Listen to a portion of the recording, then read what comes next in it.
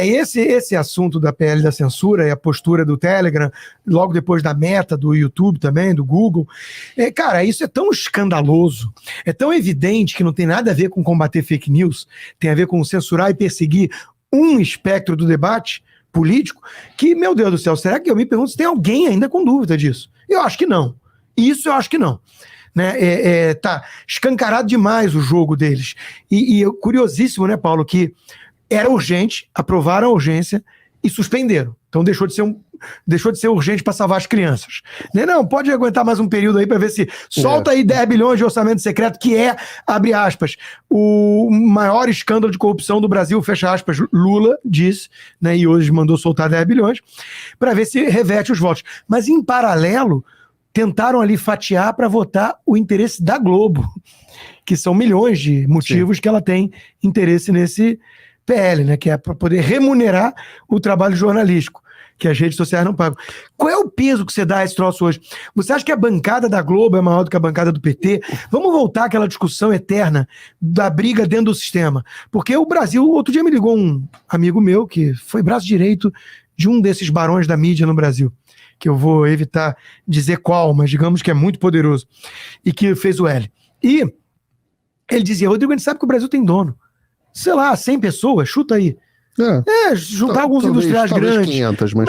barão da mídia, alguns empresários grandes, empreiteiro. Essa turma que o centrão fisiológico é despachante dessa turma. Esses caras não queriam o Lula, a gente sabe que eles tentaram produzir a terceira via. Aí eles tiveram que engolir um remédio amargo, que era o Lula, junto com o Dirceu, Gleisi, Janones e companhia. E essa turma tá incomodando, porque a gente vai falar um pouco de economia, Banco Central, os caras pisaram no acelerador. Né, o Ciro Gomes, profeta. Ele falou, vai ser uma tragédia e ainda cantou a pedra. Vai acontecer isso, isso e isso. Só errou o banqueiro na economia. Colocou o poste, que era o Haddad. Mas as coisas estão degringolando muito rápido. E esse sistema está desconfortável. Está desconfortável. Então você começa a ver o Estadão subindo o tom no editorial. Você começa a ver, né, a Globo. A Globo ainda tem lá uns assessores petistas que merecem prêmios. Assim, Miriam Leitão. Pra que precisa de SECOM, né? Mas enfim. Sempre foi tucana. Engraçado que a Miriam Leitão, ela foi dando uma guinada à esquerda cada vez maior. Voltando a casa, né? Voltando a ser a Amélia do PCdoB. Sim. O meu ponto é o seguinte, Paulo. Começa esse racha a ficar mais evidente. O sistema tá desconfortável. Essa é a nossa esperança. Em quanto tempo acontece esse racha para valer? Porque o Alexandre de Moraes, que é um cara do sistema tucano, do Temer, do Alckmin, não é do Lula, ele ainda está muito alinhado ao Lula, me parece. Eu acho que existe ainda muita convergência de pauta, especificamente nesse assunto do PL das fake news.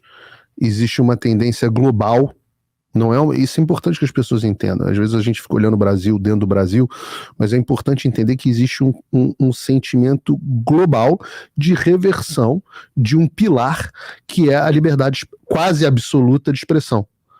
Então, os americanos, depois que os americanos enfiaram esse troço logo na primeira emenda, né, que foi uma coisa bastante inovadora, e o Ocidente, nunca no mesmo grau que os Estados Unidos, incorporou a liberdade de expressão como um princípio estabelecido, né? A Carta dos Direitos Humanos das Nações Unidas tem lá liberdade de imprensa, liberdade de expressão como direitos fundamentais do ser humano. Isso havia um consenso já, era uma discussão que o mundo ocidental... Os liberais tinham vencido, os liberais clássicos. Tinham vencido. Porque isso vem desde John Milton, a briga por isso não era trivial. Sim. Muita gente falava assim, mas você não pode deixar falar o que for, porque vão seduzir os pobrezinhos, não sei o quê. E muita gente liberal clássica, ou gente como o próprio John Milton, defendeu o seguinte, o John Stuart Mill, você tem que confiar no indivíduo. Ele tem que ser o filtro, senão você vai ter um Estado totalitário. Que era o que a gente estava falando da questão da credibilidade, de como que as pessoas vão filtrar quem vai ter credibilidade ou não.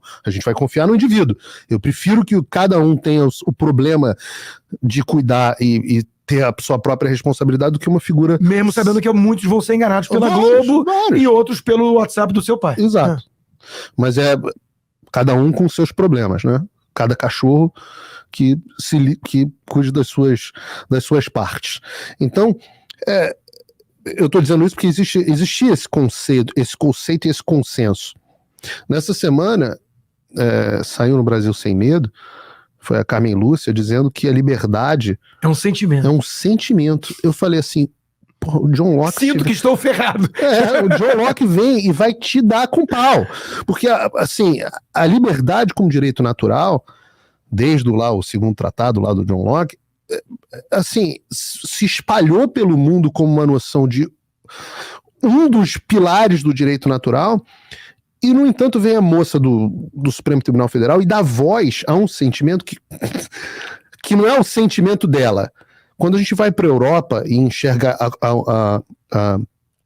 a União Europeia passando leis para censurar as plataformas, a Irlanda, que é a sede... Discurso de ódio, a Irlanda, que é a sede de boa parte das empresas de tecnologia, Google, Microsoft, Meta, tá tudo ficando na Irlanda por causa de impostos, né?